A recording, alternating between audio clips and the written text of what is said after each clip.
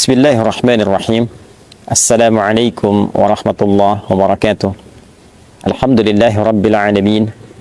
Wassalatu wassalamu ala rasulillahil karim, nabiyyina wa sayyidina Muhammadin wa ala alihi wa sahbihi ajma'in, wa ba'd.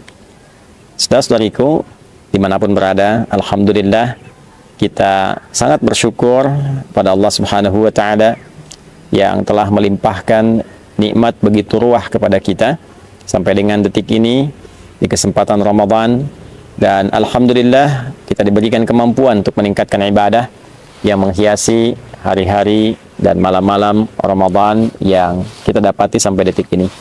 Semoga Allah subhanahu wa ta'ala berkenan menerima seluruh rangkaian amal ibadah yang kita tunaikan sampai dengan detik ini. Teman-teman, di antara keutamaan dan keistimewaan Ramadan seperti pernah kita ulas adalah bulan yang menghadirkan limpahan kesempatan untuk bermunajat kepada Allah subhanahu wa ta'ala. Di antara munajat itu dapat kita arahkan khusus untuk memohon ampunan Allah subhanahu wa ta'ala. Dengan kata lain, Ramadan adalah bulan kesempatan untuk bertaubat kepada Allah subhanahu wa ta'ala. Ramadan adalah bulan untuk memperbanyak permohonan ampunan kepada Allah subhanahu wa ta'ala. Namun demikian, penting untuk kita bersama mempelajari lagi bahwa taubat adalah bagian dari ibadah. Istighfar bagian dari ibadah. Layaknya ibadah, maka ia memiliki cara, memiliki adabnya, memiliki aturannya. Salat, ibadah, memiliki aturan. Membaca Al-Quran, ibadah, memiliki aturan. Berdoa, ibadah, memiliki aturan. Maka taubat pun ketika digolongkan pada ibadah, ia memiliki adab, memiliki cara, memiliki aturan. Banyak diulas untuk bertobat, tentu mesti ada pengakuan, mesti ada penyesalan, mesti ada kesadaran untuk memperbaiki diri dan berkomitmen untuk berbuat lebih baik dibandingkan dengan hari-hari yang telah berlalu. Menutup yang salah dengan yang soleh, membuktikan kepada Allah bahwa kita telah berubah. Itulah inti taubat. Namun yang jarang dikaji adalah tentang dua jenis dosa yang penting kita ketahui, sehingga dengan pengetahuan itu kita memahami dengan baik bagaimana caranya bertobat, memohon ampunan terkait dengan jenis dosa yang mungkin pernah kita kerjakan dalam berkehidupan. Secara umum teman-teman, dosa dibagi pada dua bagian. Secara umum, yang pertama, dosa seorang hamba kepada Tuhannya, hubungannya langsung dengan Allah subhanahu wa ta'ala. Alaqatil makhluk bil khaliq. Hubungan antara makhluk, yaitu kita semua yang tercipta, dengan khaliq, Allah subhanahu wa ta'ala yang menciptakan kita. Ada banyak perintah-perintah secara langsung dari Allah kepada kita, khususnya berupa perintah pengabdian, ibadah, kebertuhanan kita kepada Allah subhanahu wa ta'ala, yang kadang juga direspon dengan respon yang kurang baik, atau bahkan ada yang tidak menunaikannya. Contoh, saat Allah perintahkan kita menunaikan sholat, maka ada sebagian hamba yang tidak mengindahkannya.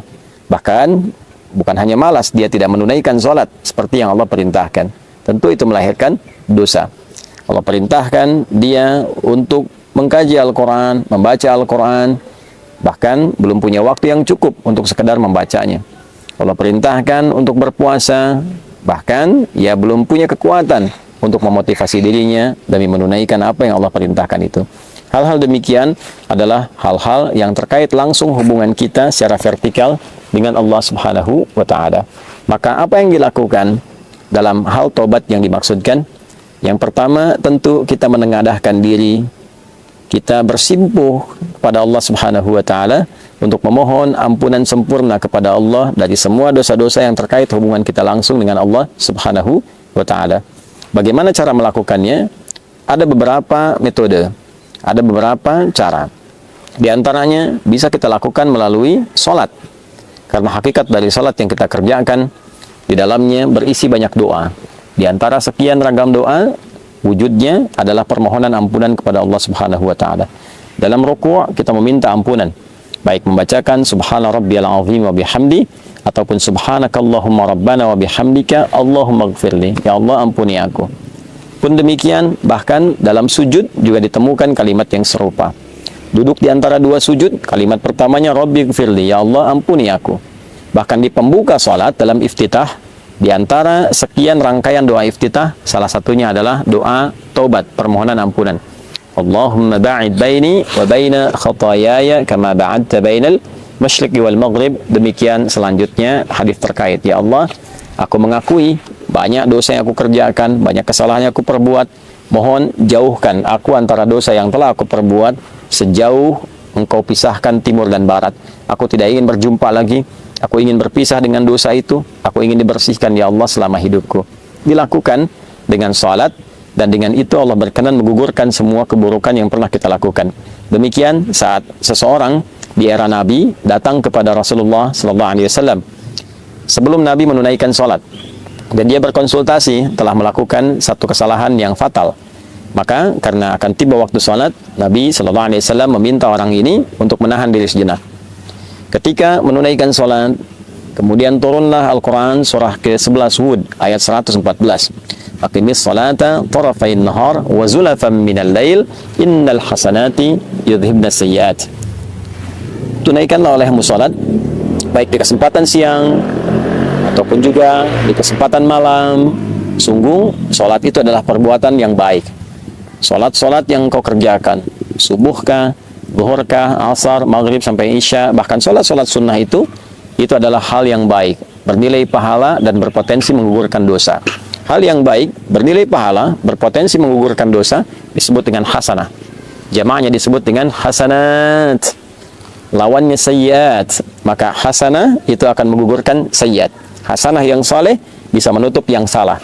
Maka Allah tegaskan, innal hasanati, sungguh kebaikan-kebaikan bernilai pahala itu, yudhibna sayyiat, itu akan menggugurkan, menghilangkan segala bentuk keburukan-keburukan. Maka setelah Nabi menunaikan salat dan tuntas, orang ini berkonsultasi lagi, bagaimana dengan status kesalahan saya Rasulullah? Maka Nabi memberikan komentar kama qala, bahwa Allah sudah menurunkan ayat, dengan engkau menunaikan salat, dengan bermunajat kepada Allah, istighfar, betul-betul serius bertobat, Allah berkenan mengampuni dosa-dosa yang pernah dilakukan dalam hidup. Maka inilah salah satu fungsi salat. Fungsi salat bermakna taubat. Jadi bukan sekedar hajat. Wasta'inu bis-sabri was-salah. Kalau Anda punya persoalan, minta tolong kepada Allah, sabar terima, lalu menunaikan salat. Maka dalam salat kita meminta kepada Allah pertolongan. Itulah hajat. Karena itu dikenal salat adalah hajat. Tapi salat juga punya fungsi atau makna taubat. Kita mohon ampunan kepada Allah. Dalam ruku taubat, dalam sujud taubat, perlama dalam sujud itu, dan mohonkan ampunan Allah, ingat-ingat kesalahan apa yang kita perbuat. Setelah itu, kita minta kebaikan-kebaikan, kita berdoa dengan cara yang benar dan cara yang baik. Skema di luar sholat bisa dilakukan dengan bermunajat, mengangkat tangan, menyatukan kedua tangan, mempertemukan dua garis, mensejajarkan dengan dada, memohon kepada Allah, dan cari doa-doa spesifik sesuai dengan kesalahan yang mungkin kita pernah perbuat. Bila ada yang pernah bertindak yang fatal, sampai dosa, mohon maaf, menghilangkan misalnya nyawa orang lain, ada zikirnya ditemukan dalam Al-Quran. Rabbi inni zalamtu nafsi. Ya Allah, aku telah berbuat salah pada diriku sendiri. Faghfirli, maka mohon ampuni aku ya Allah. Aku menyadari aku salah, tapi aku juga memahami Engkau Maha Pengampun atas semua kesalahan yang pernah diperbuat oleh hamba-Mu. Maka Allah menjawab, faghfaralah, maka Allah berkenan mengampuni dosa yang pernah ia perbuat. Itu adalah sanad atau ijazah doa yang bersumber atau berasal dari Nabi Musa alaihissalam. Ketika terjadi peristiwa yang tidak disengaja, Nabi Musa mengingatkan dengan menampar, tapi kekuatan yang diterima oleh pemuda yang kena tamparan itu menyebabkan dia meninggal. Maka refleks Nabi Musa kemudian memohon ampunan kepada Allah Subhanahu wa taala, ya karena ketidaksengajaannya, bukan dimaksudkan untuk menghilangkan nyawa atau dimaksudkan melukai orang lain. Maka yang paling penting bagi kita adalah ada sanad doa di dalamnya. Seorang Nabi, Rasul punya sifat maksum, dijaga oleh Allah, dijaga, diperbaiki, diluruskan. Tentu ketika diizinkan perbuatan itu terjadi, salah satunya adalah untuk melestarikan doa bagi hamba yang bukan Nabi, bukan Rasul, dan melakukan kesalahan yang serupa. Ada lagi dosa-dosa yang cukup luar biasa fatalnya. Apakah terkait dengan 7 dosa besar misalnya? Ya, di dalamnya ada kemusyrikan, ada perzinaan, ada pembunuhan, dan lain sebagainya. Maka kita bisa temukan di Quran surah ke-39 misalnya, di ayat ke-53. Qul ya ibadiyalladzina asrafu ala anfusihim la taqnatu min rahmatillah. Duhai hamba-hambaku, Muhammad SAW viralkan, sampaikan kepada hamba-hambaku yang merasa dosanya begitu berlimpah, banyak, sampai akan menyimpulkan, ya Allah ini kayaknya udah nggak mungkin diampuni. Kata Allah, jangan bicara begitu. Sepanjang kau masih hidup, nyawamu belum sampai di kerongkongan, jangan putus asa dari kasih sayang dan rahmatku. Ya, jangan putus asa. Allah menyampaikan, jangan putus asa, karena yang putus asa itu cuma setan. Ya, sepanjang kita masih hidup selalu ada peluang. Jangan pernah dengarkan vonis manusia. Allah yang memutuskan, Allah yang memberikan solusi. Innallaha yaghfiru dzunuba jami'a. Allah menegaskan, aku ampuni semua dosamu kalau engkau mau datang serius bertobat. Ya. Dan ada juga zikir umum yang digambarkan dari beragam kesalahan apa yang pernah kita perbuat, khususnya terkait dengan pelanggaran terhadap perintah Allah Subhanahu wa taala. Misal pelanggaran-pelanggaran umum yang tadi disampaikan atau aspek lainnya. Maka zikir Nabi Adam bisa kita gunakan, yang dilestarikan oleh Nabi Muhammad, diajarkan pada kita. Rabbana zalamna anfusana wa illam taghfir lana wa tarhamna lanakunanna minal khasirin. Demikian ditegaskan di surah Al-A'raf itu. Itu diantara sekian yang bisa kita uraikan, bisa kita bacakan, guna setidaknya harapan untuk menghilangkan dan juga menghapuskan kesalahan yang kita perbuat dengan seizin Allah Subhanahu wa taala.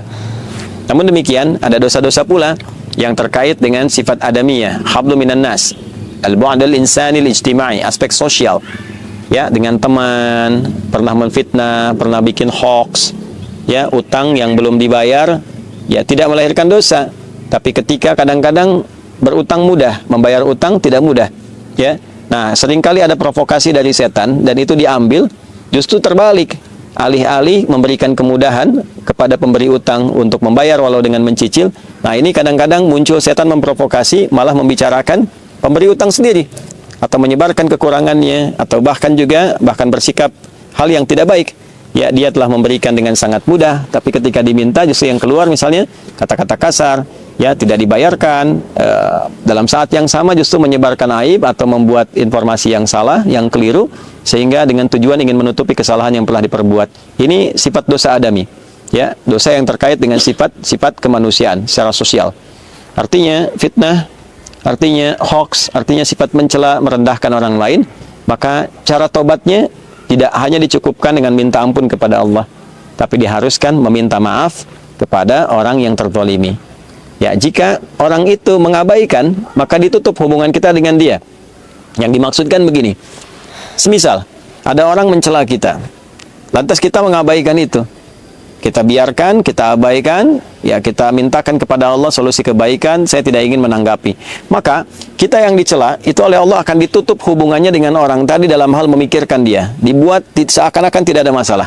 Tapi orang yang mencela tadi, ya, sebelum dia minta maaf kepada orang yang dicela, maka tetap akan tergantung keadaan taubatnya, tetap tergantung keadaan permohonan ampunannya kepada Allah sebelum dia meminta maaf kepada orang yang telah dicelanya itu. Nah, karena itu di bulan Ramadan, bulan baik, bulan permohonan ampunan, bulan taubat, kita mesti memahami skema ini.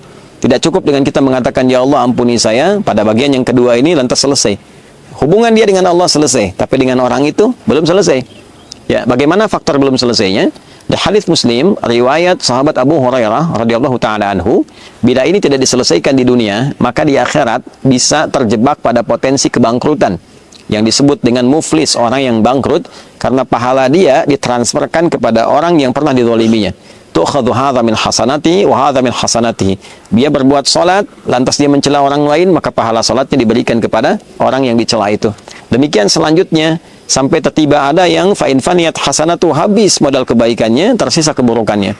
Misal, pahala salat habis, baca Quran habis, tersisa pahala bikin hoax, ya, tentang orang lain. Maka dosa orang yang dihoaxkan itu dibicarakan, diturunkan martabatnya, diambil dosanya, ditimpakan kepada pembuat hoax itu. Fatuliha finnar, maka dicucilah dulu dia di neraka dari keburukan-keburukan yang pernah ia kerjakan itu.